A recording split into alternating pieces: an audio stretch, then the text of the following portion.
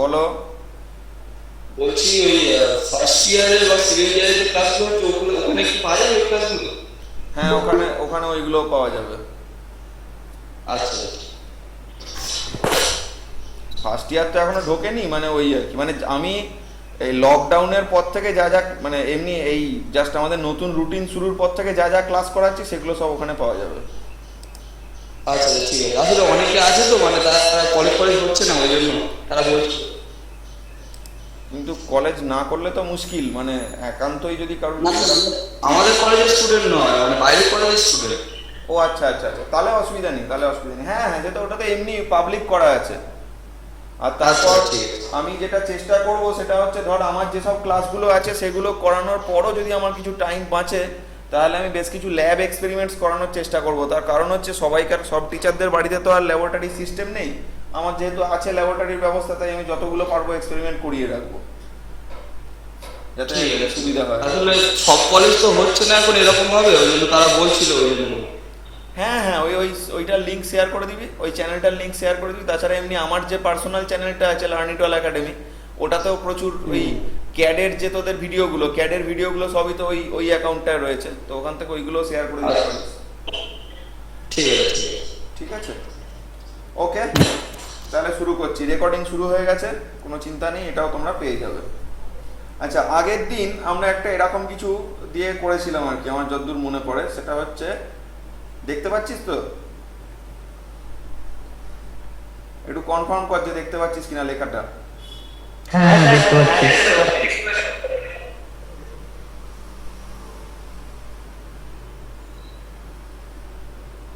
হ্যাঁ দেখতে পাচ্ছি, দেখা যাচ্ছে। ঠিক আছে, তো এরকম একটা নাম্বার দিয়ে আমরা শুরু করেছিলাম, যে এই নাম্বারটা থেকে আমরা কি বুঝতে পারি। ট্রেনের গায়ে এই নাম্বারটা লেখা আছে, এটা দিয়ে কি বুঝতে পারি। তার মধ্যে এই ডাব্লুটা আমি কি বলেছিলাম? গেট। রাইট, ডাব্লিউ হচ্ছে গেজ। ঠিক আছে, তো এটার আমি, হ্যাঁ তো এটার আমি বিভিন্ন যে টাইপস গুলো সেগুলো আমি বলে দিয়েছিলাম, তাই এটা নিয়ে আজকে আর আমি কিছু বলছি না, অলরেডি যেহেতু এটা বলে দিয়েছি। ডিটা কি বলেছিলাম?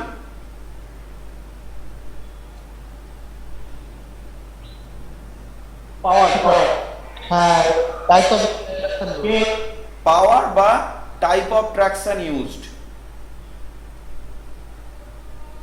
ঠিক আছে, type of traction used. Traction মানে হচ্ছে ড্রাইভিং ফোর্সটা আর কি। তাহলে এর মধ্যে কি কি ভাগ হতে পারে দেখ। ডি ফর ডিজেল, ঠিক আছে। A for AC electric, C for DC electric, and C A যদি থাকে তাহলে এসি ডিসি বোথ। ঠিক আছে, আর বি যদি থাকে তার মানে হচ্ছে ব্যাটারি অপারেটেড। তাহলে বোঝা গেল, এ যদি থাকে তার মানে এসি, ডি যদি থাকে তার মানে ডিজেল, সি যদি থাকে তার মানে ডিসি ইলেকট্রিক, সি এ যদি থাকে তার মানে এসি ডিসি দুটো, আর বি যদি থাকে তার মানে হচ্ছে ব্যাটারি।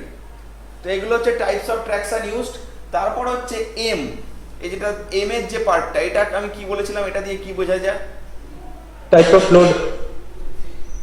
এটা হচ্ছে পারপাস, মানে ট্রাফিক টাইপ আর কি, কি ধরনের ট্রাফিকের জন্য এটা ইউজ করা হচ্ছে। বা আরেকটা ভাষায় আমরা বলতে পারি এটা হচ্ছে টাইপ অফ লোড। ঠিক আছে, তো এর মধ্যে কি হতে পারে দেখ। পি মানে, এখানে যদি পি থাকে, P for passenger, G for goods মানে মালপত্র, এম ফর মিক্সড, যেটা উপরে রয়েছে এম, এম ফর মিক্সড।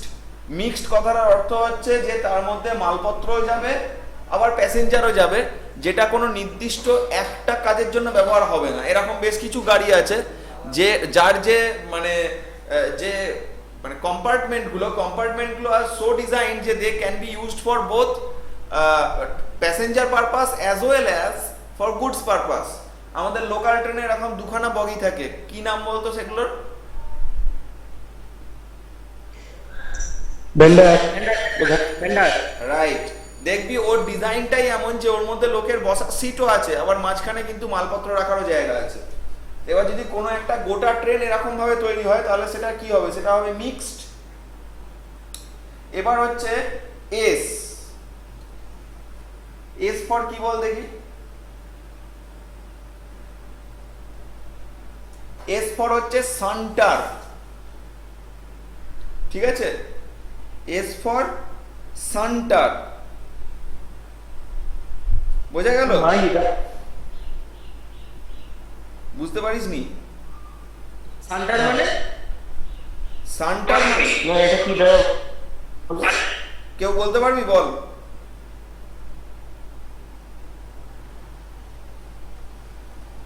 বলতে পারবি সান্টার মানে কি?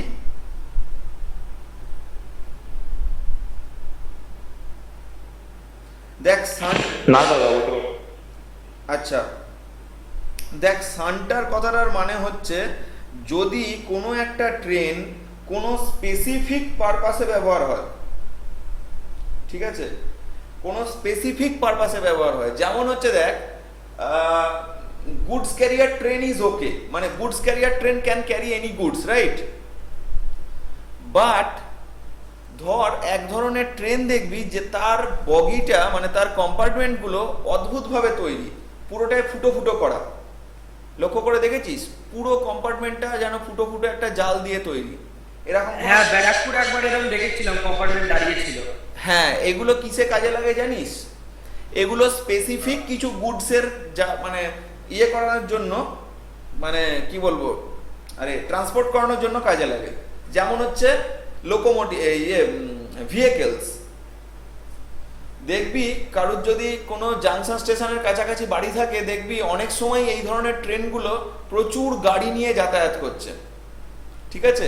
তার কারণটা হচ্ছে ধর এই যে বিভিন্ন কোম্পানিগুলো গাড়ি তৈরি করে, টাটা, হুন্ডাই, অমুক তমুক বিভিন্ন কোম্পানিগুলো যে গাড়ি তৈরি করে, এই গাড়িগুলোকে যদি রোডে চালিয়ে আনা হয় তাহলে তার যে পলিশ, তাহলে তার যে ধর যে লুকস, সেগুলো সব ক্ষতিগ্রস্ত হয়ে যায়।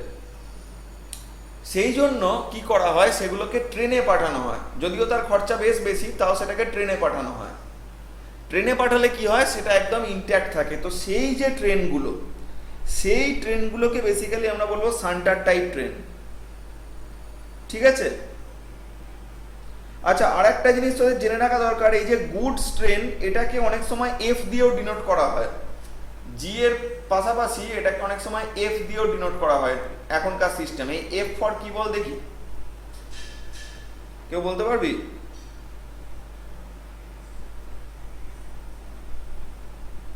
ফুড দাদা। F for freight, freight, freight, freight বানানটা এখানে লিখছি। হ্যাঁ,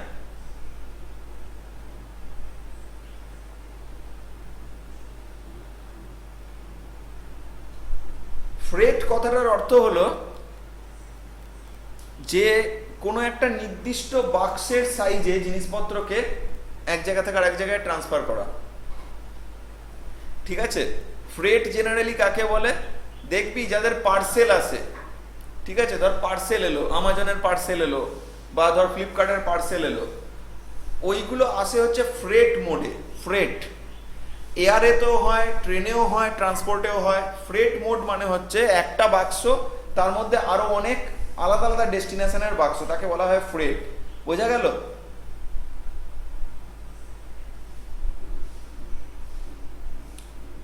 আচ্ছা, আর একটা ব্যাপার হচ্ছে শান্ট সম্বন্ধে আমি ধর যেটা বললাম, সেটা হচ্ছে স্পেশাল, মানে আর কি স্পেশাল কিছু পরিবহনের জন্য ট্রেন। কিন্তু শান্ট কথাটা বেসিক্যালি কিন্তু এইসব কিছু পরিবহনের সঙ্গে যুক্তই নয়। আমরা শান্টিং লোকোমোটিভ বলতে এটাই বোঝাই যে যে ট্রেনটা এই ধরনের জিনিসপত্র পরিবহন করে, কিন্তু শান্টিং কথাটা এসছে অন্য জায়গা থেকে। শান্টিং কথাটা এসছে হচ্ছে এই যে ধর ট্রেনগুলো, এগুলো যেহেতু ট্রান্সপোর্টটা মূল লক্ষ্য, যেহেতু এই ধরনের ট্রেনগুলোর গতিটা মূল লক্ষ্য নয়, বুঝতে পারছিস নিশ্চয়ই? কারণ এটা যতটা কম ভাইব্রেশনে যাবে ততটাই কিন্তু ভেতরের মালপত্রগুলো ইনট্যাক্ট থাকবে। তাই এটার ক্ষেত্রে লো পাওয়ার্ড, মানে একদম লো পাওয়ার ট্রেনস ইউজ করা হয়। তো এই লো পাওয়ার ট্রেনগুলোকেই জেনারেলি আমরা শান্টিং বলি, কারণ ওর মধ্যে অ্যাকচুয়ালি শান্ট সিস্টেমে ট্র্যাকশনটা ডেভেলপ করা হয়, ঠিক আছে? তো সেই জন্য এগুলোকে শান্টিং লোকোমোটিভস বলা হয় বা শান্টার লোকোমোটিভস বলা হয়। কিন্তু অ্যাকচুয়ালি এটা আমরা ইউজ দিয়ে তোদেরকে বোঝালাম আমি যে এটা কি কাজে ইউজ হয়। নেক্সট হচ্ছে আরেকটা, সেটা হচ্ছে ইউ। এরই আরেকটা ভাগ আছে, দ্যাট ইজ ইউ। এই ইউ দিয়ে দেখবি অনেক কিছু লেখা থাকে, ডিএমইউ, এমইএমইউ, ঠিক আছে, এরকম কথাগুলো দেখবি। এমইএমইউ দেখেছিস তো, MEMU, EMU EMU, MEMU, DMU, ঠিক আছে, ডেমু, মেমু, এগুলো তো সব খুব পরিচিত ওয়ার্ড। তো এই ইউ কথাটা কি? দেখ, ইউ হচ্ছে ইউনিট। একটা ডেজিগনেটেড একটা যদি রেক থাকে, মানে রেক কাকে বলে জানিস তো, কম্পার্টমেন্টগুলোকে ভালো ভাষায় রেক বলা হয়। তো যদি এটা কোনো ডেজিগনেটেড রেক থাকে, ঠিক আছে, মানে যার মধ্যে তোর মোটরটা বসানো আছে, তার মানেটা কি? তার মানেটা হচ্ছে এমন একটা ট্রেনের রেক যেটা itself engine. You get my point? অন্যান্য যে যে ট্রেন বললাম তার ইঞ্জিন কম্পার্টমেন্টটা সম্পূর্ণ আলাদা, মানে ইঞ্জিনটাতে শুধু ইঞ্জিন থাকে, চালক থাকে, আর কেউ থাকে না। কিন্তু আমাদের লোকাল এমন অনেক ট্রেন আছে যেগুলোতে কিন্তু যেটা ইঞ্জিন বগি সেটার আবার পার্টলি হচ্ছে প্যাসেঞ্জার বগি। জানিস নিশ্চয়ই, জানিস তো? তো হ্যাঁ জানি। হ্যাঁ, লোকাল ট্রেনে তো তাই হয়। হ্যাঁ, তো সেই ধরনের বগি যেগুলো, সেগুলোকে আমরা বলবো হচ্ছে ইউ, ঠিক আছে। মানে ওর মানে কি বলবো, ক্যারেক্টারিস্টিক্স কি, এটাকে যদি বলা যায় তাহলে বলতে হবে যে এটা এমন একটা rake which have motors হাউসড in the rake itself, মানে বাইরে মোটরটা নেই, মোটরটা রেকের মধ্যেই আছে, অ্যান্ড ডোন্ট হ্যাভ সেপারেট লোকোমোটিভস, ঠিক আছে। তো এইটা হচ্ছে ইউ।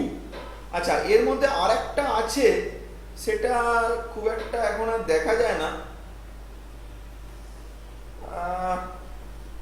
দাদা, ইউ এর ফুল ফর্মটা আরেকটু বলো। ইউ এর ফুল ফর্ম কিছু নেই। ইউ হচ্ছে একটা নির্দিষ্ট ধরনের ডেজিগনেটেড লোকোমোটিভ রেক যার মধ্যেই মোটরটা থাকে, ওটা একটা ক্লাস আর কি, বোঝা গেল? মানে ওটা ইউ টাইপ। ইউ ওটা বলছি এগুলো বল। বলছি এগুলো পাঠিয়ে দেবে তো? হ্যাঁ, পাঠিয়ে দেবো। ঠিক আছে। আচ্ছা, এবার দেখ, যেটা আমি বলছিলাম সেটা হচ্ছে যে আরেকটা ভাগ হয়, কিন্তু সেটা খুব একটা ইম্পর্টেন্ট নয়, that is R. R for rail car, ঠিক আছে। এবার রেল কার জিনিসটা খুব একটা এখন আর ইউজ করা হয় না, এটা পুরোনো দিনে আর দিয়ে ডিনোট করা হতো। রেল কার এখন আর সেরকম ভাবে এই ওয়ার্ডটাকে ইউজ করা হয় না। এবার দেখ, এই যে প্রথম তিনটে ওয়ার্ড, মানে প্রথম তিনটে লেটার, এই তিনটে অ্যালফাবেট তোরা জেনে গেলি যে কোনটা কি কাজ, ঠিক আছে। এইবার বাকি যে দুটো লেটার, সেই বাকি দুটো লেটার কিন্তু বেসিক্যালি ভার্সান বোঝানোর জন্য ইউজ হয়। প্রথম তিনটে লেটারই হচ্ছে ইম্পর্টেন্ট, তারপরের দুটো লেটার সেই দুটো হচ্ছে খুব একটা ইম্পর্টেন্ট নয়, আবার কিছু ক্ষেত্রে ইম্পর্টেন্ট। সেই জন্য পরের দুটো লেটারের মধ্যে যে কোনো একটা লেটারও থাকতে পারে, আবার দুটোই থাকতে পারে, তাই পরের দুটো লেটার খুব একটা ইম্পর্টেন্ট নয়। তো দেখ, তাও আমি দেখিয়ে দিচ্ছি। তো তারপরে 4 নম্বর যে লেটারটা, মানে এটার ক্ষেত্রে যেটা 3, এই যে এই লেটারটা, এটা বেসিক্যালি ইউজ হয় ভার্সান বোঝাতে, ঠিক আছে। এটা দিয়ে অনেক কিছু বোঝানো যায়, ওই জন্যই বলছি পরের দুটো লেটার খুব একটা ইম্পর্টেন্ট নয়, কারণ এটা মিক্সড। এটা দিয়ে বহু কিছু বোঝানো যায়। এটা দিয়ে যেমন পাওয়ার রেটিং বোঝানো যায়, তেমনই আবার কোনো একটা জিনিসের ভার্সান নাম্বারও বোঝানো যায়। যেমন ধর, আমি বলছি যে A1, A2, A3 এরকম করে যেমন আমরা ভার্সান বোঝাই, সেরকম ভাবে এটাকে ভার্সানও বোঝানো যায়, আবার পাওয়ার রেটিংও বোঝানো যায়। সুতরাং এইটা আমাদের ফর্মুলা দিয়ে বোঝা সম্ভব নয় যে এটা দিয়ে কি বোঝানো হচ্ছে, এটা মুখস্থ বিদ্যা দরকার, ঠিক আছে। যেমন দেখ, ডিজেল ইঞ্জিনের ক্ষেত্রে WDM2 বলা হয়। WDM2 মানে হচ্ছে ওটা ডিজেল ইঞ্জিন। এবার 2x থাকতে পারে, মানে 2 এর পর কিছু একটা থাকতে পারে, x এতে ধর 2.1, 2a, 2b, এরকম অনেক কিছু থাকতে পারে। তো সেটা বেসিক্যালি ডিজেল ইঞ্জিন। আবার দেখ, এর মধ্যে যে ডিজেল ইঞ্জিনের মধ্যে যে x যে কথাটা ইউজ করা হচ্ছে, এই xটা দিয়ে কিন্তু HP বোঝানো হয়, ঠিক আছে। যদি ওখানে 3 দেয়া থাকে, ধর একটা কোনো একটা ট্রেনের নাম্বার আছে WDM2, ধর তারপর সামথিং একটা কিছু দেয়া আছে, ধর ডাইরেক্ট এক্সই দেয়া আছে, এরকমই একটা দেয়া আছে। এবার এই এক্স যেটা হবে, এই এক্সটার জায়গায় যাই থাকবে সেটার সঙ্গে যদি আমি 1000 ইনটু করি, তাহলে যত এইচপি পাবো সেটা হচ্ছে ডিজেল ইঞ্জিনের ক্যাপাসিটি। ঠিক আছে, তো এইগুলো বেসিক্যালি দেখ, এটার ক্ষেত্রে তো এরকম ভাবে। আবার ধর একটা অন্য ট্রেন, ঠিক আছে, যেমন ধর আমি বলছি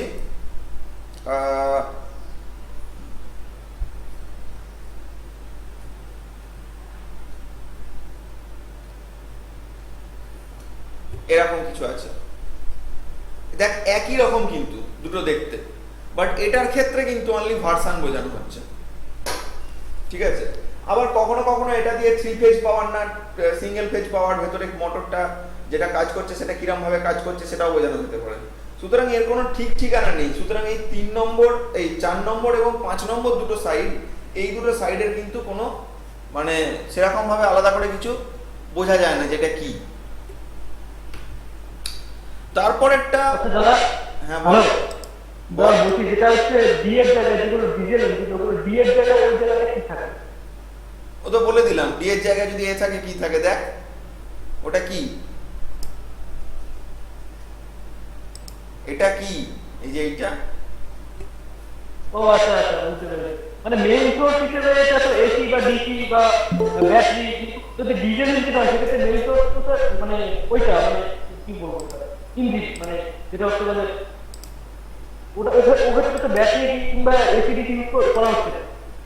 দেখ মেন তিনটে যে জিনিস বোঝার, সেই তিনটে জিনিস হচ্ছে এই তিনটে। কারণ এই দুটো তুই ফর্মুলায় ফেলে বলে দিতে পারবি যে এটা কি। ঠিক আছে, এই তিনটে জিনিস হচ্ছে বোঝার, কিন্তু বাকি এই দুটো কোনো ফর্মুলায় ফেলবে না। ঠিক আছে, এই দুটো মুখস্থ বিদ্যার উপর ভরসা রাখতে হবে। বোঝা গেল? মুখাস্ত করে বুঝতে পারলাম সেই দুটো 3 আর 3 আর এটা ওই তো বললাম যে ওটা বিভিন্ন রকম হতে পারে। 3 আর এ এই দুটো জিনিস বিভিন্ন রকম হতে পারে। আমি যে ইয়েটা দেবো, যে নোটটা দেবো, তার মধ্যে দেখবি বেশ কিছু ক্লাসিফিকেশন করে উদাহরণ দেওয়া আছে, উদাহরণগুলো দেখলে বুঝতে পারবি। 3 আর এটা কোনো নির্দিষ্ট হিসেবে হয় না। ওটা যেমন ভার্সান হতে পারে, ওটা দিয়ে এইচপি বোঝানো যেতে পারে, ওটা দিয়ে পাওয়ার বোঝানো যেতে পারে, অনেক কিছু হতে পারে। ঠিক আছে,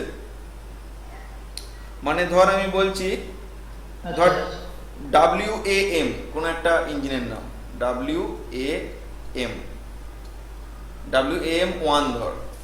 এই WAM1 যেটা, এটা ধর কিছু একটা এসি লোকোমোটিভ, বুঝতেই পারছিস, broad gauge AC, M for mixed. এবার এটার যখন একটু আপডেটেড ভার্সন বেরোলো, তার নাম দিয়ে দিল WAM2। এবার দেখ এই 4 নম্বর যে লেটারটা, 4 নম্বর লেটারটা স্পেসিফিক্যালি এখানে অন্য কিছু সিগনিফাই করছে কি, অনলি ভার্সন সিগনিফাই করছে, তাই তো। এটা যখন আমার একটা আপডেটেড বেরোলো, তার নাম দিয়ে দিল WAM3, এরকম করে চালাতো। তারপরে ধর নতুন আরেকটা মডেল বেরোলো, তার নাম দিল WAM4। ওকে, কিন্তু আবার দেখ এরকমও আছে যেগুলোতে কিন্তু এটা দিয়ে অন্য কিছু বোঝানো যায়। ঠিক আছে, যেমন ধর আমি বলছি এইটা WDM3X। এবার এই X এর মধ্যে A থেকে F অবধি বসানো যাবে। ঠিক আছে, মানে এই X এর জায়গায় A হতে পারে, B হতে পারে, C হতে পারে, D হতে পারে। ঠিক আছে, এবার এটার ক্ষেত্রে কি হবে, দেখ এটার ক্ষেত্রে A মানে হচ্ছে 1, B মানে হচ্ছে 2, C মানে হচ্ছে 3, যাই হোক না কেন সেটা ইনটু 1000 এইচপি। ঠিক আছে, এটা হচ্ছে আমার এই ডিজেল ইঞ্জিনটার ক্যাপাসিটি। এরকম ব্যাপার আছে আর কি। সুতরাং এই লাস্টের দুটোকে মানে ফর্মুলা দিয়ে মনে রাখতে চাওয়াটা ইজ কোয়াইট ডিফিকাল্ট। ওটা ওই মুখস্থ বিদ্যার উপরই ভরসা রাখতে হবে। ওকে, বোঝা গেল? আচ্ছা, ওটা কি কোনো না ওটা কি কোনোভাবে বোঝা যায় যে কোনটা ভার্সন কি, কোনটা তোমার ক্যাপাবিলিটি করছে, ওটা কি কোনোভাবে বোঝা যায় না? না, ওটা বোঝা একটু মুশকিল। কিছু কিছু ক্ষেত্রে এই ফর্মুলাগুলো দেখলে বোঝে, যেমন ধর যখনই দেখবি যে WDM, তার মানে জানবি যে লাস্টের দুটো হয়তো, মানে সব ক্ষেত্রে সেটা নাও হতে পারে, বাট ম্যাক্সিমাম ক্ষেত্রে হয়তো লাস্টের দুটো HP বোঝাচ্ছে, যেহেতু তুই টাইপটা জেনে গেলি। আচ্ছা আচ্ছা। ঠিক আছে, আমি এটা নোটসে যেটা দিয়ে দেবো, নোটসটা ভালো করে দেখলেই, ওখানে যেহেতু অনেকগুলো এক্সাম্পল আছে, এক্সাম্পলগুলো দেখলে সব তো আমার পক্ষে মনে রাখা পসিবল নয়, তো নোটসে মোটামুটি সমস্ত গুছিয়ে লেখা আছে এক্সাম্পল, তো সেগুলো মোটামুটি দেখলে একটা আইডিয়া আসবে আর কি। এছাড়া ধর রুট নাম্বার হয় আরেকটা জিনিস, সেটাও কখনো কখনো বসানো থাকে। ঠিক আছে, এই রুট নাম্বারটা কি, আর একটা সেপারেট 5 ডিজিট নাম্বার যেটা এর সঙ্গে লাগানো থাকে। দেখবি অনেক ট্রেনের একটা নাম্বার থাকে, মানে দেখবি 1 3 0 4 6 আপ এত এক্সপ্রেস, এরকম করে বলে না স্টেশনগুলোতে, শুনেছিস নিশ্চয়ই? হ্যাঁ, সে তো বলে ট্রেন নাম্বার বলে, কি বলছিস? সে তো ট্রেন নাম্বার বলে। হ্যাঁ, ওই ট্রেন নাম্বারটাই হচ্ছে রুট নাম্বার। সে তো ট্রেন নাম্বার বলে। বলছি তো, সেই ট্রেন নাম্বারটাই হচ্ছে রুট নাম্বার। দেখবি লং ডিস্টেন্সের যে ট্রেনগুলো, ধর বলছি 7 4 5 6 1, এটা হচ্ছে ধর এখান থেকে, আমি জাস্ট একটা উদাহরণ হিসেবে বলছি, এটা কোনো এরকম নাম্বার নাই থাকতে পারে। 7 4 5 6 1 হয়তো ধর এখান থেকে ভাইজাগ যাওয়ার ট্রেন, ঠিক আছে। আবার 7 4 5 6 2 হচ্ছে ভাইজাগ থেকে কলকাতা ফেরার ট্রেন। এবার দেখ, ওটা যদি নির্দিষ্ট ট্রেনের নাম্বার হতো, ওটা যদি নির্দিষ্ট ট্রেনের নাম্বার হতো, তাহলে দেখ যে ট্রেনটা যাচ্ছে, অন্য একটা ট্রেন যে ফিরছে, ঠিক আছে, তাদের তাহলে নাম্বারটা সেমই থাকতো। তার মানে ওই দুটো নাম্বার, কখনো যাওয়ার ট্রেনটার নাম 1 হতো, কখনো ফেরার ট্রেনটার নাম্বার 1 হতো, কখনো ফেরার ট্রেনটার নাম্বার 1 হতো, কখনো যাওয়ার ট্রেনটার নাম্বারটা 1 হতো। তো এরকম গন্ডগোল হতে থাকতো, কিন্তু সেটা কিন্তু হয় না। দেখবি ফেরার ট্রেনটাকে অলওয়েজ 2 দিয়ে ডিনোট করছে, যাওয়ার ট্রেনটাকে অলওয়েজ 1 দিয়ে ডিনোট করছে, because that is the route number. বোঝা গেছে? আচ্ছা, মানে তুমি বলছো যে ধরো আমরা ওই আগে যখন ট্রেনে করে যেতাম, অ্যাপ দিয়ে যখন দেখতাম, ওখানে যে ট্রেনের নাম্বারটা দেখাতো ওটার কথা বলছো? Yes, that is the route number. আচ্ছা, ওটা তো চেঞ্জ হয়ে যায়, ওটা তো এমনি ডিজিটালি দেখায় তোমার ট্রেনের স্ক্রিনের ওপর। বলছি তো, ওটা ডিজিটালি দেখায় এবং ওটা চেঞ্জ হয়, সেটা ঠিক আছে। এবার দেখ, তার থেকেও বড় কথা হচ্ছে যেটা, যে তুই প্যাসেঞ্জার ট্রেনের, একই রুটের সব ট্রেনের নাম্বার আছে? হ্যাঁ, সেটাই। কি বলছিস? না না, লোকাল ট্রেনগুলোর নাম্বার একটু অন্যরকম থাকে। প্রথম তিনটে নাম্বার সেম থাকে, প্রথম তিনটে নাম্বার সেম থাকে একই রুটের ট্রেনে, বাকি দুটো নাম্বার চেঞ্জ হয়। জোড় সংখ্যাগুলো ডাউন ট্রেন হয়, আর বিজোড় সংখ্যাগুলো আপ ট্রেন হয়। শিয়ালদা লাইনের কথা বলছি। তো এইটাই হচ্ছে ব্যাপার, এটাকে বলে রুট নাম্বার, ঠিক আছে। আচ্ছা, এইটা এই অবধি গেল হচ্ছে নামকরণ। নামকরণ আশা করি তোরা কিছুটা হলেও বুঝতে পারলি। নামকরণটা আরো বেটার ভাবে বুঝতে পারবি যখন আমি এক্সাম্পল দিয়ে বোঝাবো। এই মানে আমি তো এক্সাম্পল দিতে পারবো না এত, এটা তোরা আমার নোটটা যেটা দিয়ে দেবো, সেই নোটটা দেখে বুঝতে পারবি। তো এবার হচ্ছে একটা ইলেকট্রিক লোকোমোটিভের ভেতরে কি থাকে, এটা খুব ইম্পর্টেন্ট জিনিস। একটা ইলেকট্রিক লোকোমোটিভের ভেতরে কি থাকে, দেখ এটা আমি ড্রয়িং করতে পারি, বাট ড্রয়িং করতে গেলে অনেকক্ষণ টাইম লেগে যাবে। আমি বরঞ্চ একটা স্ক্রিন শেয়ার করি, ঠিক আছে? অসুবিধা নেই তো? তুমি শেয়ার করলে ভালো হবে।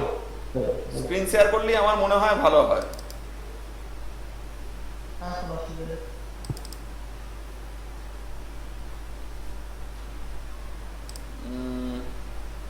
ওয়েট,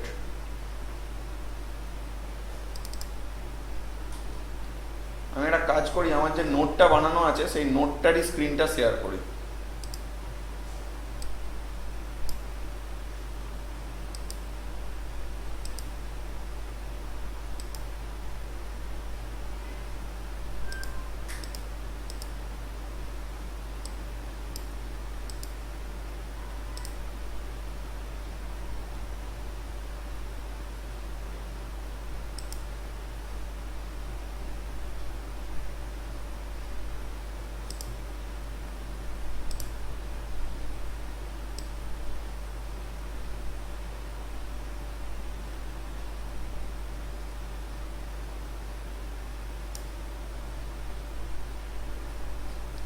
আচ্ছা,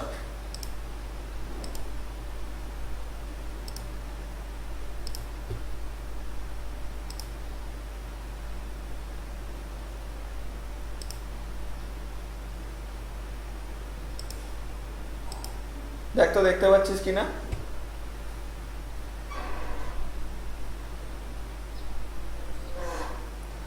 পাচ্ছি দেখতে পাচ্ছি।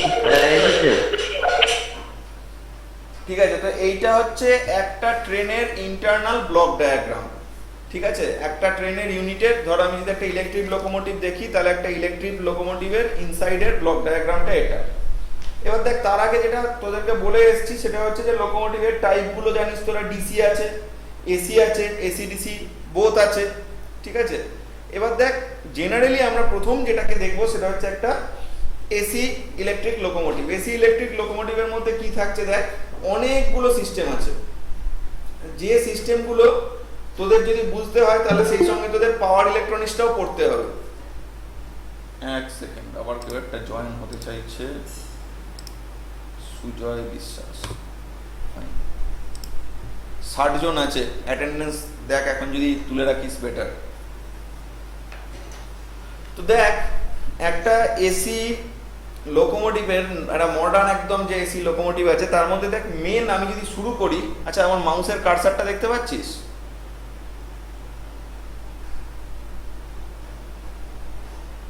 মাউসের কার্সারটা তোরা হ্যাঁ পাচ্ছি হ্যাঁ বোঝা যাচ্ছে, কিন্তু ছোট ভুল, ছোট কিন্তু ছোট দেখাচ্ছে। ও আচ্ছা, মানে জাস্ট আমি কোন জায়গায় মাউসটা নিয়ে যাচ্ছি সেটা বোঝা যাচ্ছে তো? হ্যাঁ বোঝা যাচ্ছে, অসুবিধা হচ্ছে, হ্যাঁ বোঝা যাচ্ছে।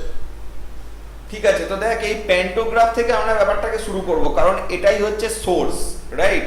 আচ্ছা দেখি তোরা বল দেখি তোদের কেমন বুদ্ধি। প্যান্টোগ্রাফটা সোর্স, কোনো অসুবিধা নেই। তো আমরা জানি যে কোনো একটা জিনিস চালাতে গেলে আমার একটা ইনকামিং পাথ থাকে, একটা রিটার্ন পাথ লাগে। তাহলে প্যান্টোগ্রাফটা তো ইনকামিং পাথ, কারণ উপরে একটাই তার থাকে। রিটার্ন পাথটা কি বলতো? চাকা হ্যাঁ, তো চাকা দিয়ে সেটা কি হচ্ছে, সেটা গ্রাউন্ড হচ্ছে, রাইট?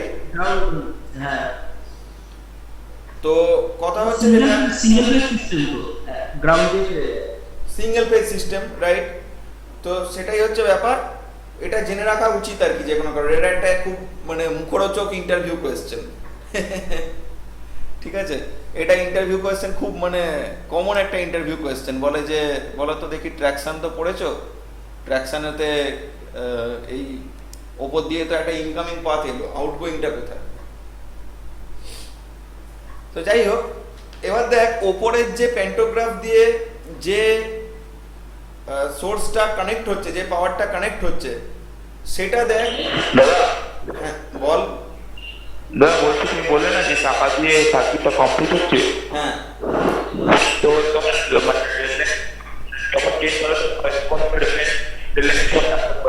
করা মানে বুঝলাম না। মানে রিলেন্টলি তো মানে অনেকেই যাতায়াত করে, তো মানে তখন তো মানে অনেকেই কারেন্ট হতে পারে, মানে ইয়ে হতে পারে, প্রাণানি হতে পারে, তো কিছু না ব্যাপারটা না, ওই যে কোশ্চেনটা করেছে সেটা বুঝিয়ে দেওয়া উচিত। এটা শুধুমাত্র ইলেকট্রিক লোকোমোটিভের ক্ষেত্রে নয়, এটা যে কোনো ক্ষেত্রে জেনে রাখা উচিত। আমি দেখিয়ে দিচ্ছি, দেখ এটা খুব ইম্পর্টেন্ট একটা জিনিস ইলেকট্রিক্যাল ইঞ্জিনিয়ারিং এর ক্ষেত্রে। আমি আবার ওই স্ক্রিনটায় ফিরে যাচ্ছি।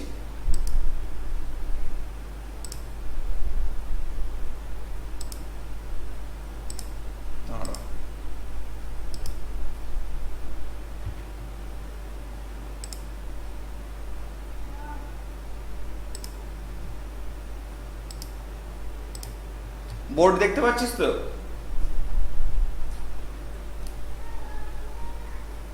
হ্যাঁ দেখতে পাচ্ছি। ফাইন। তো দেখ, এটা খুব ইম্পর্ট্যান্ট একটা কোয়েশ্চেন। এটা নিয়ে নিজেদের মনের মধ্যে অনেকের কনফিউশন থাকে। ধরা যাক এখানে একটা এসি ইলেকট্রিক পাওয়ারের তার রয়েছে, ওকে? এই তারটা সঙ্গে যখন আমি কোনো একটা লোড কানেক্ট করবো, এনি লোড, মেবি এনিথিং, কোনো একটা লোড যখন আমি কানেক্ট করব, ধর একটা বাল্বই কানেক্ট করলাম, কানেক্ট করার পর এই যে পয়েন্টটা আমি পেলাম, এই পয়েন্টটা মানে বাল্বটা তো প্রথম কথা জ্বলবে না, কারণ এর আরেকটা পয়েন্ট আমার কোথাও কানেক্ট করা নেই, অর্থাৎ কারেন্টটা ফ্লো করতে পারছে না। কারেন্টটা তো আর লাফ দিয়ে মানে হাওয়ায় ভেসে চলে যেতে পারে না, যেতে পারে, that is also possible if the voltage is too high. If the voltage is too high, তাহলে এর সামনে যে এয়ারটা আছে এই এয়ারটাকে সেই ভোল্টেজটা আয়োনাইজড করে ফেলবে এবং আর্কিং হবে, যেটা আমরা দেখতে পাই ইন কেস অফ বাজ পড়, যখন বাজ পড়ে তখন দেখবি যে কি হয়, মানে এয়ারটা আয়োনাইজড হয়ে যায়, আয়োনাইজড হয়ে গিয়ে সেখানেতে ওটাকে ব্রেকডাউন করে দেয়, ওটাকেই একটা কন্ডাক্টিং পাথ হিসেবে ইউজ করে ইলেকট্রিসিটিটা চলাচল করে, ইলেকট্রন ফ্লোটা হয়। But it is not possible in every case. তার কারণ হচ্ছে এয়ার হচ্ছে একটা ভীষণ রকমের powerful insulator, very powerful insulator. সেই কারণে তোদের যখন সার্কিট ব্রেকার পড়ানো হবে তখন দেখবি একটা ভাগ আছে এয়ার সার্কিট ব্রেকার, এসিবি, ঠিক আছে, সেখানে এয়ারটাই একটা ইনসুলেটর হিসেবে ইউজ হচ্ছে। বাট এটা একটা সার্টেন লেভেল অবধি, ঠিক আছে, যখনই সেই লেভেলটা ক্রস করে যাবে তখনই কিন্তু এয়ার নিজে ব্রেকডাউন হতে পারে এবং ব্রেকডাউন হয়ে সে কিন্তু ইলেকট্রিককে কন্ডাকশনের পাথ করে দিতে পারে। শুধু তাই নয়, এটার মধ্যে শুধু যে এয়ার মানে আর কি একমাত্র রেসপন্সিবল তাই নয়, ধর দুটো জায়গা আছে, দুটো প্রোব আছে, এই প্রোবটা ইলেকট্রিসিটি আছে, এই প্রোবটা ইলেকট্রিসিটি আছে, মাঝখানে কিছু নেই, এয়ার আছে। এবার এক হচ্ছে দুটোর মধ্যে ভোল্টেজ ডিফারেন্স একটা ইম্পর্টেন্ট কনস্ট্যান্ট, সেকেন্ড আর একটা ইম্পর্টেন্ট কন্ডিশন হচ্ছে যে এই দুটোর মধ্যে ডিস্টেন্সটা কত আছে। দেখা যায় অনেক লো ভোল্টেজ, ভোল্টেজটা অনেক লো, হ্যাঁ মানে অনেক লো মানে কি 400-500 ভোল্ট, 400-500 ভোল্টটা খুবই লো। আমি বলছি যে ধর মিনিমাম 7-8 হাজার ভোল্ট, 7-8 হাজার ভোল্টেও কিন্তু আর্কিং হতে পারে, বা ধর আমি বলছি যে ইভেন 220 ভোল্টেও আর্কিং হতে পারে if the distance is very little. আরেকটা হচ্ছে যে যখন ক্লোজিং আপ বা যখন কি বলবো ওপেনিং আপ হচ্ছে, ক্লোজিং আপ বা opening up of some contact, মানে ধর একটা সুইচ আছে, ধর একটা সুইচ আছে এরকম, এই সুইচটা যখন ক্লোজিং করা হচ্ছে এদিকে, তখন একটা যে কোনো দেখ, এবার এর যদি ইকুয়েশন আমায় দেখতে হয় তাহলে ডিএল ডিটি বলতে পারি। ডিএল ডিটি মানে হচ্ছে উইথ রেসপেক্ট টু টাইম লেন্থটা আস্তে আস্তে কমতে থাকছে।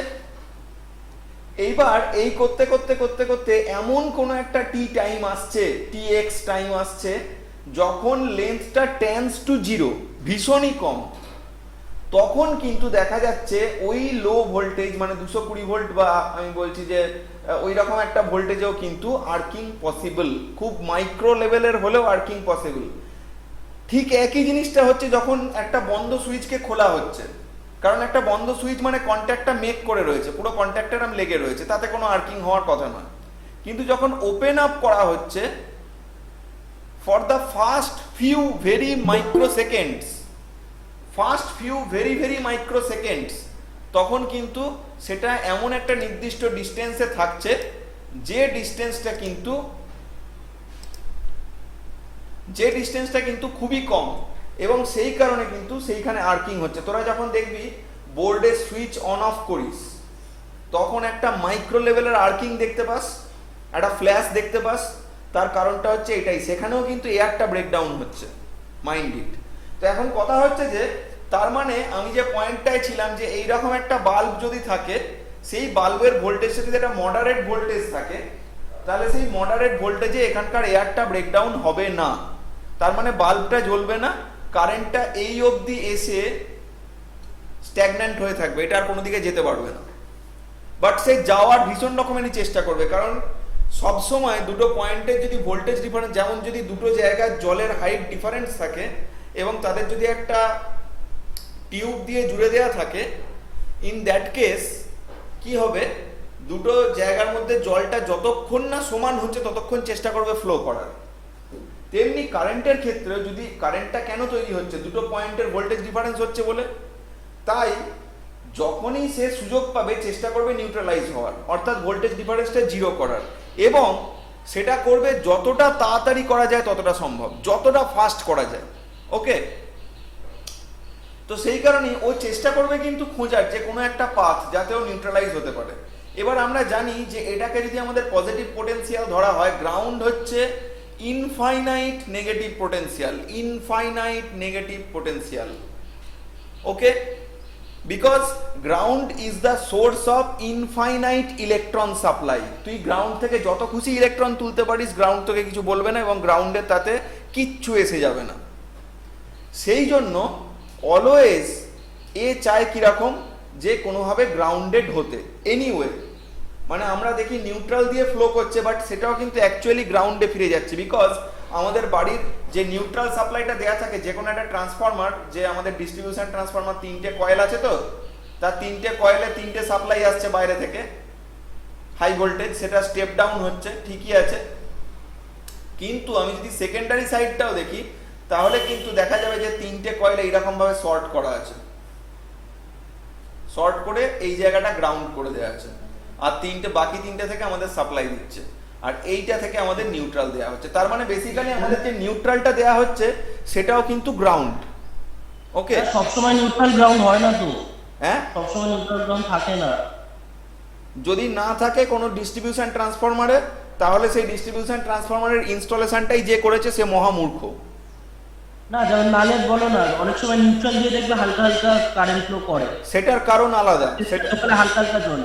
আনব্যালেন্স কন্ডিশনের জন্য সেটা সম্পূর্ণ আলাদা কেস। সেটা আমি একবার তোদের বলেও ছিলাম যে সেটা হচ্ছে আনব্যালেন্সড লোড, নিউট্রাল ফ্লো, সেটা একটা সম্পূর্ণ আলাদা ব্যাপার। তোরা যদি আমার উপরের ঘরের ল্যাবরেটরিটা কখনো দেখাই, তাহলে দেখাবো তোদেরকে যে আমার ওখানে 3টে বাল্ব লাগানো আছে নিউট্রাল আর আর্থের মাঝখানে, তারা সবসময় জ্বলে, খুব লো পাওয়ার্ড বাল্ব। ওটা দিয়ে আমরা মেজার অনেক কিছু, মানে আমার একটা নির্দিষ্ট রিসার্চ এই মুহূর্তে চলছে যে কি করে আমরা ইলেকট্রিক লাইন ইউজ করে প্রেডিক্ট করতে পারি যে কোনোদিন ঝড় বৃষ্টি হবে কিনা। একটা অদ্ভুত থিওরি নিয়ে আমি একটু কাজকর্ম করছি ইমিডিয়েট, তো সেটার জন্য ওটা লাগানো আছে, ওটা 24 ঘন্টা জ্বলে। এবার সেটা কি, সেটা কিন্তু অন্য কারণে, সেটা নিউট্রাল ফ্লোটা হয় সম্পূর্ণ আলাদা কারণে। যাই হোক, সেটা পরের কথা, সেটা নিয়ে আমি এখন এটা আলোচনা করার কথা নয়। ওই যে কোশ্চেনটা করেছিলাম আমি সেটা নিয়ে আলোচনা করছি। দেখ, এবার কথা হচ্ছে, তার মানে এ চাইবে নিউট্রালাইজ হতে, অর্থাৎ গ্রাউন্ডে আসতে বাই এনি চান্স। এখন দেখ, আমি যে ছবিটা আঁকছি, ছবিটা ভালো করে লক্ষ্য করে দেখ, আমি একটা তার দিয়ে এটাকে গ্রাউন্ড করে দিলাম। ওকে, এই পয়েন্টটা গ্রাউন্ড করে দিলাম, এটা হচ্ছে আমার লাইন। ওকে, লাইনটা গ্রাউন্ড করা আছে, তাই এইটা দিয়ে আমি গ্রাউন্ড করে দিলাম। এবার এখানে একটা লোক দাঁড়িয়ে আছে, কোনো একটা লোক, লোকটার একটা খালি পাই আমি ধরে নিলাম, খালি পা, লোকটার পাটা আছে এইখানে এই লাইনের ওপরে, ঠিক আছে। এবার লোকটার আরো একটা শরীরের কোনো একটা অংশ, পা হয়তো এরকম ভাবে আছে, একদম নেকেড গ্রাউন্ডে রয়েছে। এই পাটা, একটা পা লাইনের ওপরে আছে আর একটা পা আছে নেকেড গ্রাউন্ডে। দেখ, ভালো করে ভেবে দেখ, here the man will act just like a resistance, তাই তো? ওই পয়েন্টার গ্রাউন্ডের মধ্যে একটা রেজিস্ট্যান্স। তাহলে আমি যদি সার্কিটটাকে রিড্র করি, তাহলে ধর এইটা আমার 220 ভোল্ট সাপ্লাই, ওকে, বা কিছু একটা সামথিং ভোল্ট সাপ্লাই ভিএস। এখান থেকে কোনো একটা লোডের মাধ্যমে এইটা গ্রাউন্ড হচ্ছে। ওকে, এই পয়েন্ট থেকে আমি যদি আর একটা রেজিস্ট্যান্স বার করে এইখানে আবার গ্রাউন্ডে দিই, তার মধ্যে দিয়ে কি কোনো কারেন্ট ফ্লো করবে? না না না না না, করবে না। এবার তোদের করবে, কিন্তু খুবই কম করবে, একেবারেই করবে না। হ্যাঁ সেই না, এটা ঠিক, খুবই কম করবে, রাইট, খুবই কম করবে, বা না একেবারেই করবে না, বিকজ এই দুটো পয়েন্টই তো গ্রাউন্ডেড। দেখ লক্ষ্য করে, দুটো তো ভোল্টেজ সেম আছে, কেন করবে? এই পার্টটাতে দেখ দুটোই তো গ্রাউন্ড, দুটো সাইডের ভোল্টেজ লেভেল তো সমান। আদৌ ওর যে মানে রেজিস্ট্যান্সটা, ওটা যদি নেগলিজিবল ধরা হয়, আর যে মানুষটা আছে ওর যদি বিভব হতে থাকে। কি বললি বুঝতে পারলাম না। বললাম যে ওই যে পাথটা যে পা রেখেছে, ওই পা তো যে গ্রাউন্ড হচ্ছে, ওরও তো একটা রেজিস্ট্যান্স আছে, কিন্তু মানে ওটা তো নেগলিজিবল রেজিস্ট্যান্স। হ্যাঁ, now that is the thing, যে যে এটা একটা বড় ব্যাপার, ঠিক বলেছিস, যে পাথের মাধ্যমে গ্রাউন্ড হচ্ছে তারও একটা নেগলিজিবল রেজিস্ট্যান্স আছে, অর্থাৎ এইটাকে আমি রিড্র করলে ব্যাপারটা এই রকম দাঁড়ানোর কথা, যে ধর এইটা হচ্ছে ট্রেনের রেজিস্ট্যান্স, মানে ট্রেনটা লোড হিসেবে কানেক্টেড, এইবার এইখানে এইটা হচ্ছে ট্র্যাকেরও একটা নির্দিষ্ট রেজিস্ট্যান্স আছে খুব কম অ্যামাউন্টের, নিয়ে এটা গ্রাউন্ড হচ্ছে। আর ঠিক এই পয়েন্টে যদি কেউ পা দিয়ে দাঁড়িয়ে থাকে তাহলে তারও একটা রেজিস্ট্যান্স আছে, নিয়ে এখান থেকে গ্রাউন্ড হচ্ছে। অবভিয়াসলি এর রেজিস্ট্যান্সটা is much more lower than this resistance, সেই কারণে কারেন্ট ফ্লোটা হবে খুব কম, এতটাই নেগলিজিবল হবে, বিকজ এটা তো মেটাল, মেটালের রেজিস্ট্যান্স গ্রাউন্ডের সঙ্গে কি এমন থাকবে, কিছুই থাকবে না।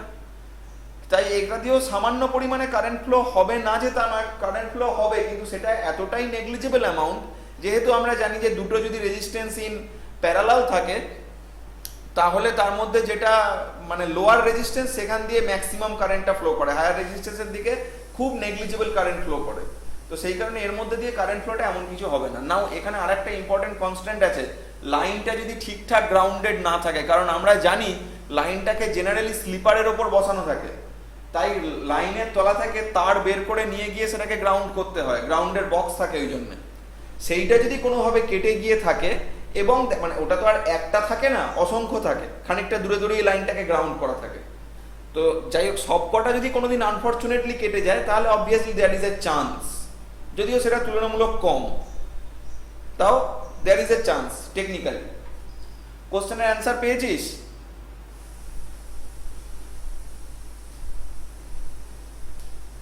হ্যালো হ্যালো, একটা কোশ্চেন আছে, বলো, কি কোশ্চেন বলো। শুনতে পাচ্ছি? কেটে কেটে যাচ্ছে, তাও বল। ওটা যে বাউন্ডারি যেটা বোঝালে, ওখানে যদি একদম শুনতে পাচ্ছি না। বাউন্ডারি যেটা বোঝালে, আমি অনেক ক্ষেত্রে দেখেছি ট্রেনের যে ওভারহেড টাইপ করে দেবো। বাবা শোন, একদম কিচ্ছু শুনতে পাচ্ছি না, তুই আগে তোর ফোনটা মিউট কর।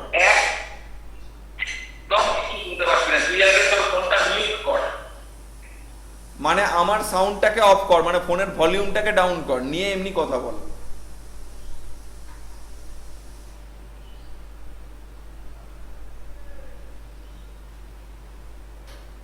বল।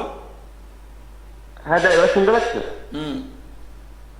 হ্যালো, হ্যাঁ বলছি, ওই যে ট্রেনটি ওভারহেড লাইন, ওটাতে ওটা যদি আমি ফেস ধরি আর নিচের যে গ্রাউন্ড মানে যে ট্র্যাকটা, ওটা যদি নিউট্রাল হয় তাহলে অনেক লাইনে যে তখন ওই উপরের থেকে একটা মোটা তারের মাধ্যমে নিচেরটা শর্ট করে দেয়, তো ওখানে তাহলে তো নিউট্রাল আর ফেস যদি ইয়ে যেতে কথা বুঝতে পারছো? যদিও তোর কথাটা আমি সেরকম ভাবে, এটা স্পিকারটা মিউট কর।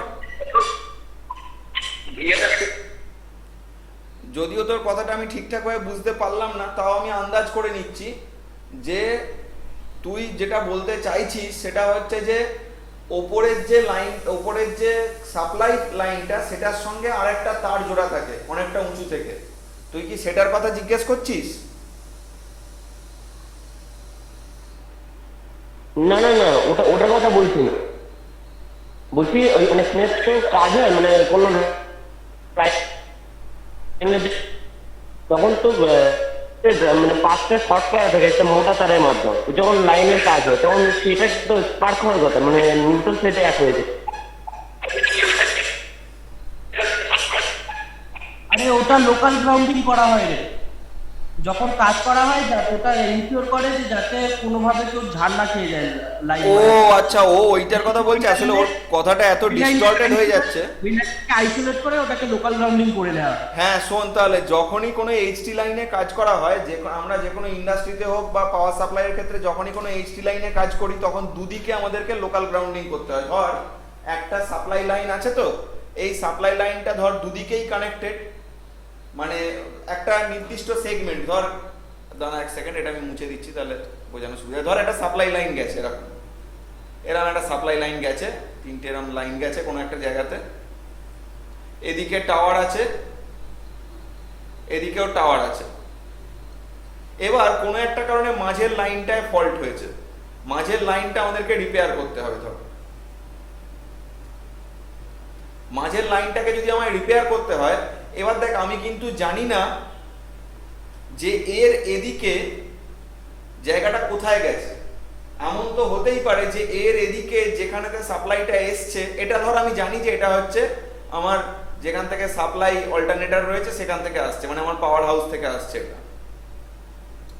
এদিকটা আমার ডিস্ট্রিবিউশন এন্ডে গেছে, কিন্তু আমি কিন্তু এটা জানি না যে এদিকে ডিস্ট্রিবিউশন এন্ডে এটা সামহাউ কোনো একটা বাসে ফেলা আছে কিনা, যে বাসে অন্য একটা কোনো পাওয়ার সোর্স থেকে পাওয়ার আসছে।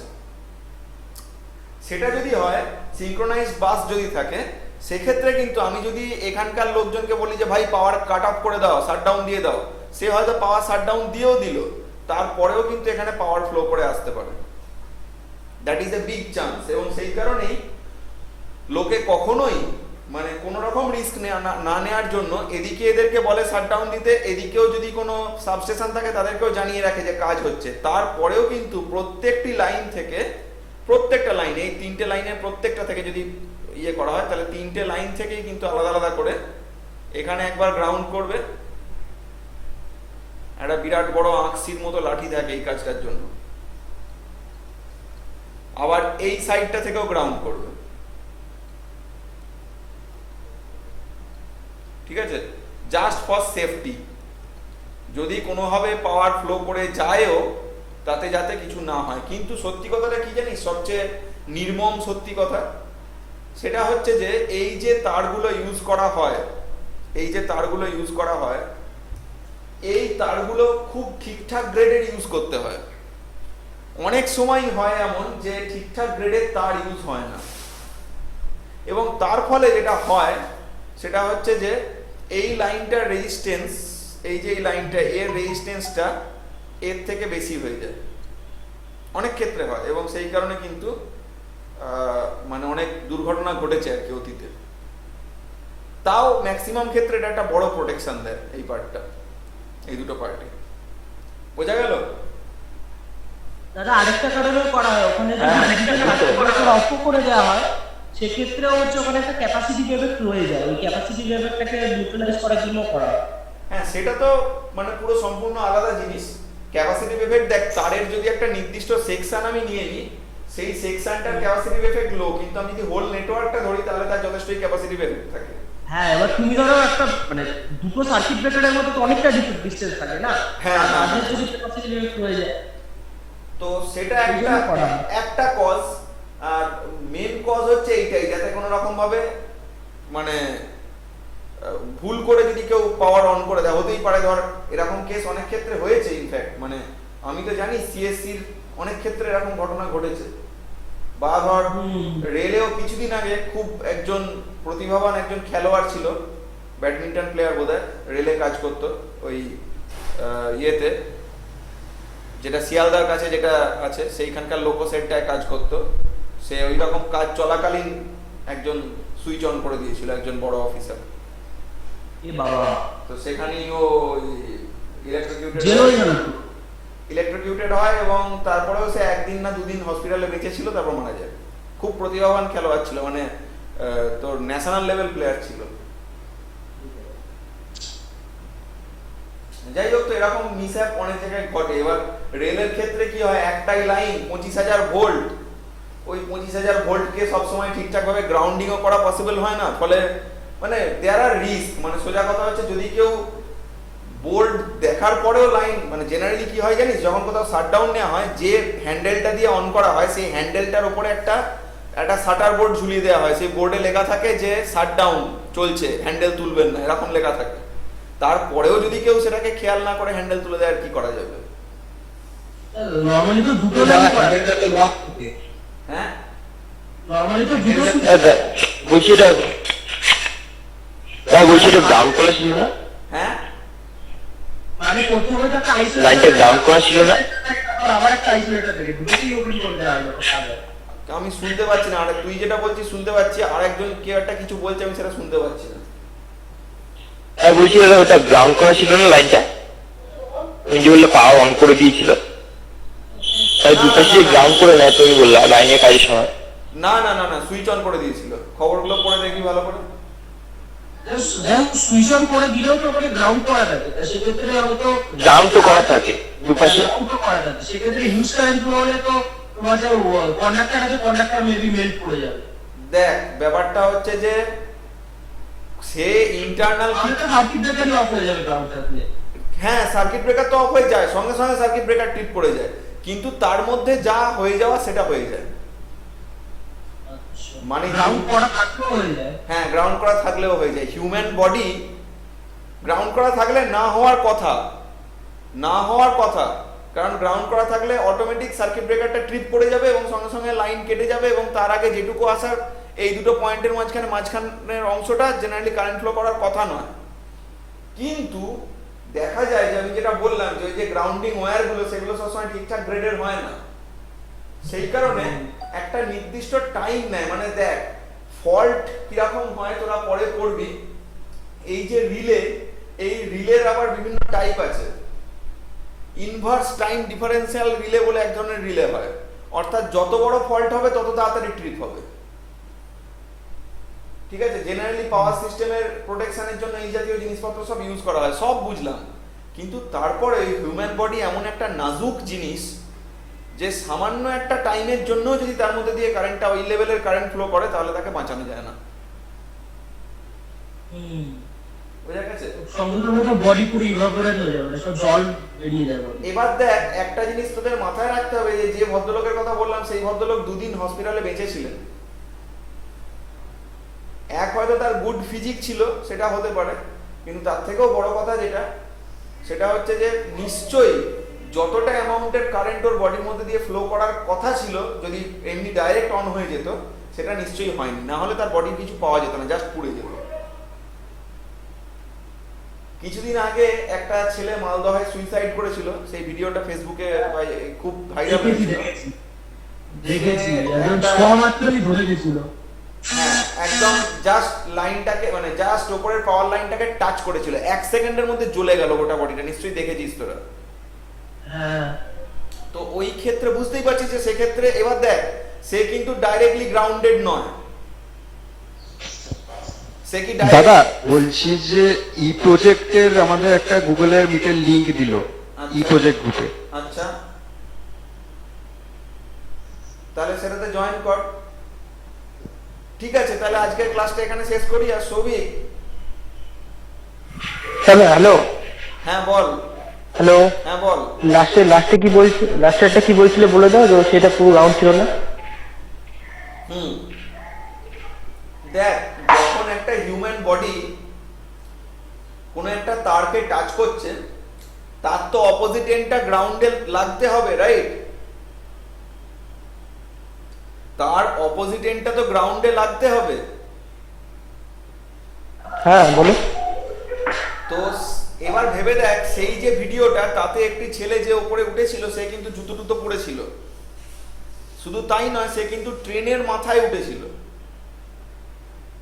এবার ট্রেনের যে চাকা, সেই ট্রেনের চাকাটা কিন্তু পুরোপুরি বডির থেকে সেপারেটেড থাকে, ফুললি বডির থেকে সেপারেট, যদিও মেটাল দিয়েই তৈরি, কিন্তু সেটা কিন্তু বডি থেকে সেপারেটেড থাকে। তার মানে চাকা থ্রু দিয়ে কিন্তু ডাইরেক্টলি গ্রাউন্ড হওয়ার সিস্টেমটা খুব সুবিধার নয়, কারণ সেটা বডি থেকে তো সেপারেটেড। ট্রেনের বডির সঙ্গে যদি মানে থাকতো আর কি, তাহলে তো বডির মাধ্যমে কেউ ইলেকট্রিকিউটেড হয়ে যেতে পারতো, ট্রেনের বডিতে হাত দিলেও শক খেয়ে গেল। সেই জন্য ট্রেনের চাকাটা পুরোপুরি সেপারেটেড থাকছে।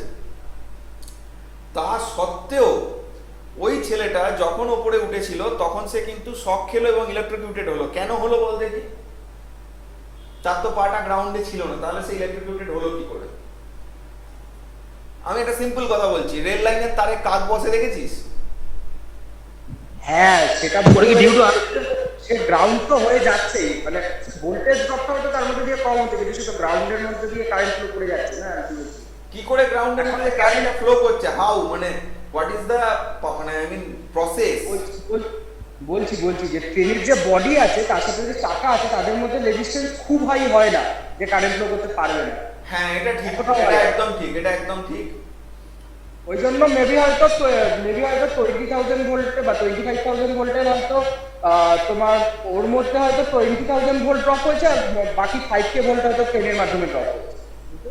এইবার তোদের আর একটা গল্প বলি।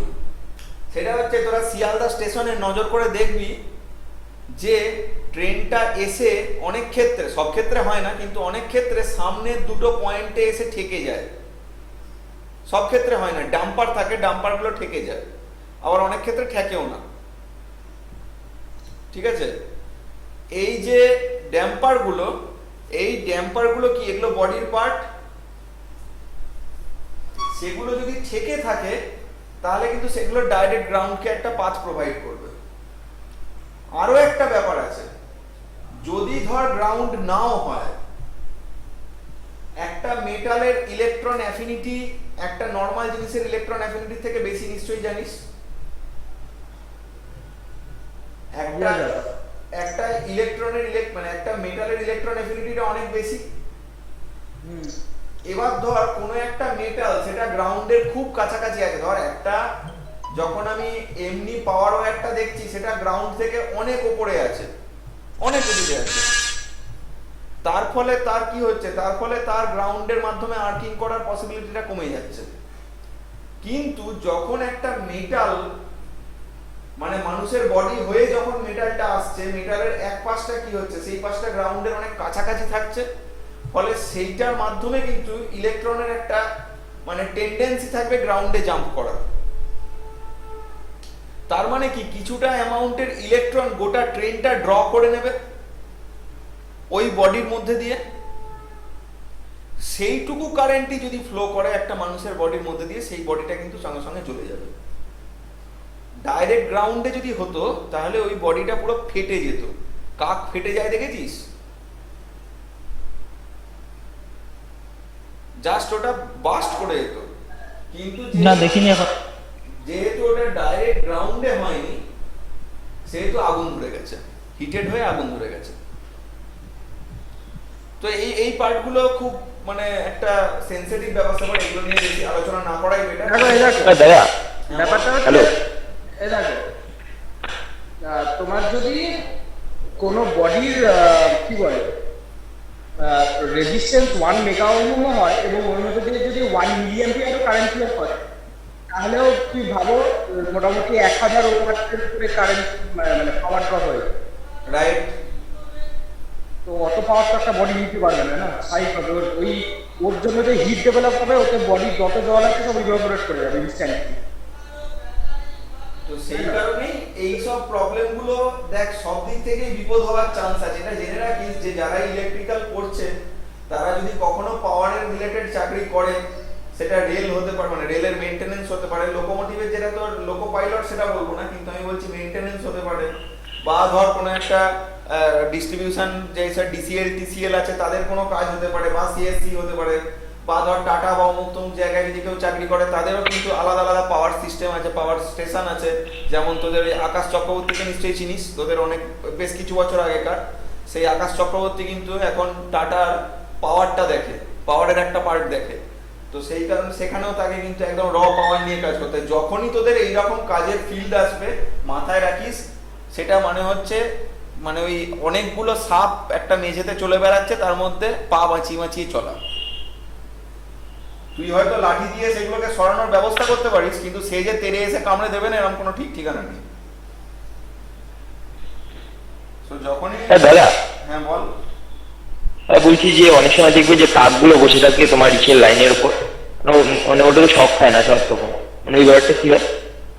সব খায় না, তার দুটো পাই যদি এক লাইনে থাকে, দুটো পা যদি এক লাইনে থাকে তাহলে সব খাবে না। দুটো পা মানে কি, দুটো পা কেন, বডিটা যদি কোনোভাবে অন্য কোথাও না থাকে। এবার দেখ সে বসলো মাঝের তারটা আর তার মাথাটা ঢুকে গেল উপরের তারটা, তাহলে তো ফেটে যাবে, ফেজ টু ফেজ ফল্ট। হ্যাঁ, উপরের তারটা মাঝের তারটা তো একই, মানে শর্ট করে থাকে না, কোনোদিন করা থাকে না। ও মা, আলাদা উপরটা সাপোর্টের জন্য দেয়া থাকে। আরে সে তো ট্রেনের লাইনের কথা বলছি, আমি এমনি বাড়ির কাছে যে ডিস্ট্রিবিউশন লাইন 3 ফেজ সেটার কথা বলছি। ও আচ্ছা, তাহলে তো নিশ্চয়ই দুটো ফেজে পড়লে তো ফেটে যাবে। আমি তো কি বললাম, ফেজ টু ফেজ ফল্ট। এই ট্রেনের লাইনের তুই দুটো ফেজ পাচ্ছিস করতে, ওখানে তো একটাই ফেজ। সেটাই তো আমিও ভাবছি।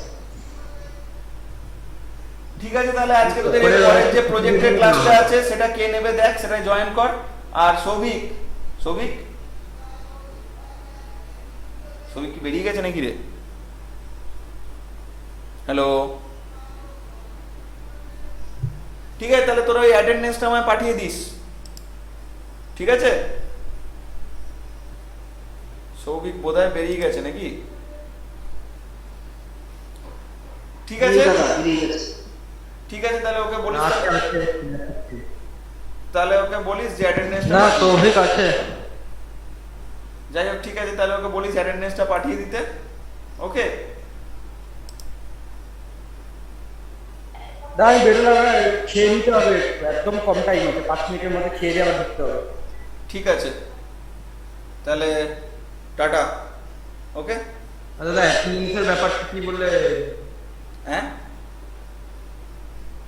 অ্যাটেন্ডেন্সটা, আরে অ্যাটেন্ডেন্স সৌভিক আমায় পাঠিয়ে দেবে, ঠিক আছে?